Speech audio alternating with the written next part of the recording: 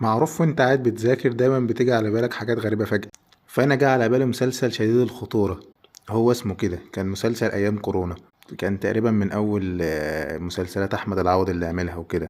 المهم هو كان جاي ان هو متجوز ريم مصطفى وشغال موظف وهي شغالة موظفة والدنيا عادية يعني.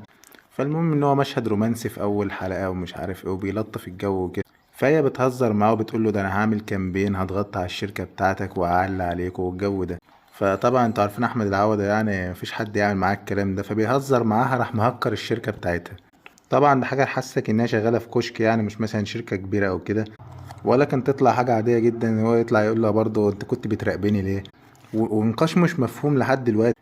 يعني انا لحد دلوقتي مش فاهم ايه المغزى من المشهد ده، ان هو يعني بيفهم في الهكر وكده ولا ايه، لان انا مش فاهم الموضوع. والمدير يدخل يزعق لها وهي كانت هتترفد من الشغل. فتتصل بالعوض جوزها تاني فيقول لها خلاص هاتي بوسه وانا هعديها لك.